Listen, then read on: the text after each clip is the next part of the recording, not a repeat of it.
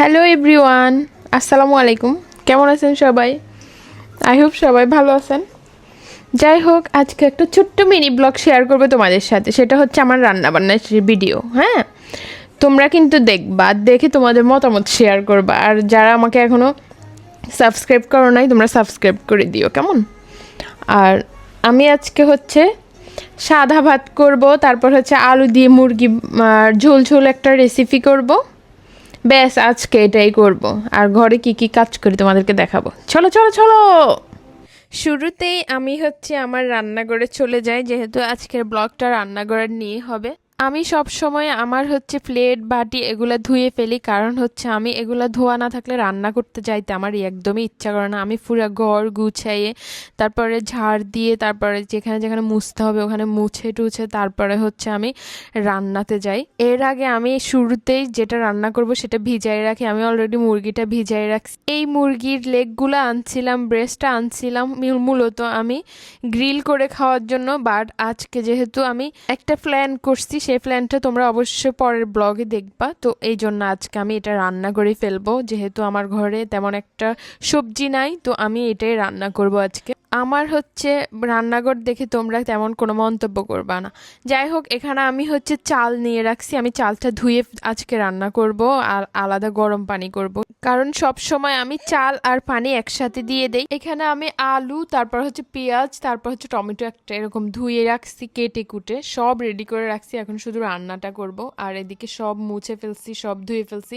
Washing machine থেকে কাপড় চোপড় বের করে এখানে একদম টানাই দিছি। তারপর ফ্যান ছেড়ে দিছি যেন তাড়াতাড়ি শুকায়ে যায়। যদিও এটা আধা শুকায়ে তারপরে বের হয় ওয়াশিং মেশিন থেকে। তারপরে হচ্ছে এখানে ডাইনিং রুমটা গুছাইছি, আর এদিকে কোনো রুমে গুছানো হয় না, কারণ আমার ছেলেটা এখানে ঘুমাচ্ছে।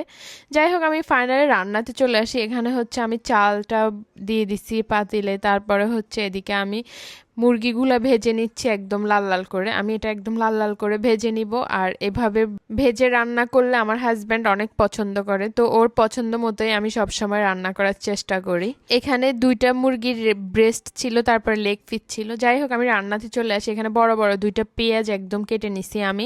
সয়াবিন তেল গরম করে তারপরে হচ্ছে এখানে আমি পেঁয়াজটা একদম গলে যাওয়া পর্যন্ত এরকম নাড়তে থাকি, মানে বাদামি কালার হওয়া পর্যন্ত। তারপর এখানে আমি গোটা মশলা মানে লং, এলাচ, দারচিনি, তারপরে হচ্ছে তেজপাতা, তারপর হচ্ছে এখানে রসুন বাটা, আদা বাটা এগুলো দিয়ে ভালোভাবে একদম কষাই নিব।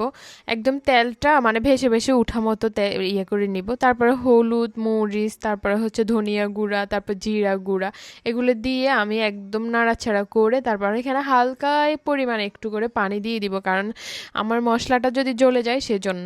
তো আমি হচ্ছে মশলাটা ভালোভাবে এখানে কষাবো। এই পানিটা দেওয়ার পরে ভালোভাবে কষাই নিব, একদম তেলটা ভেসে ওঠা পর্যন্ত একদম কষাই নিব। তারপর এখানে আমি মুরগিটা দিয়ে দিব। মুরগিটা দিয়েও আমি কিছুক্ষণ কষাইছি। কষানোর পরে এখানে আমি আলু দিয়ে দিছি। তারপরে হচ্ছে একটা টমেটো অ্যাড করে দিব। এখন আমি ঢেকে দিয়ে তারপরে হচ্ছে এদিকে দেখো আমার ভাতও হয়ে যাচ্ছে, প্রায় ভাতটা বলক চলে আসছে। ঢাকনাটা ঢেকে দিছি ঠিকই, কিন্তু এর মাঝে আমি 2-3 বার নাড়াই দিছি। এটা আমি ভালোভাবে একদম কষাইছি। এখন হচ্ছে আমি এখানে আর একটু নাড়াচাড়া করে ভালোভাবে আধা সিদ্ধ যখন হয়ে যাবে আমার আলুটা, আমার দেখো তরকারির কালারটা কি সুন্দর আসছে না বলো? এভাবে আমি রান্না করলে আমার জামাই অনেক পছন্দ করে, জানো না? তারপরে হচ্ছে আমি আরও কিছুক্ষণ কষাবো, কারণ হচ্ছে যে এটা যত কষাবা ততই মজা হবে, এরকম একটা ব্যাপার।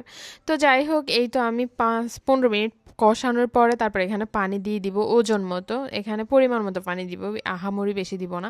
পানি দেওয়ার পরে ঢেকে দিব। আর হচ্ছে এদিকে আমার ভাত হয়ে গেছে। ভাতের মাঠটা আমি একদম গেলে নিব। আর ভাতটা হয় কিভাবে, এটা আমি একটা টিপ দিলে যখন দেখি সিদ্ধ হয়েছে তখন মনে করি যে সবগুলা ভাত সিদ্ধ হয়ে গেছে। তো আমার ভাতটা আরেকটু সিদ্ধ হবে। এইদিকে আমার রান্নাটা দেখো কমপ্লিট, আর আমার ভাতটাও আমি একদম মার গেলে ফেলছি। তারপর আমার আম্মার দেওয়া সিক্রেট গরম মশলাটা এখানে একটু করে অ্যাড করে দিছি। তারপর এটার স্মেলটা অনেক সুন্দর আসে, আর কালারটা অনেক সুন্দর আসে। যাই হোক, আমার রান্নাগুলা কেমন লাগে তোমাদের কাছে অবশ্যই কমেন্ট করবা। সবাই ভালো থাকবা। আল্লাহ হাফেজ।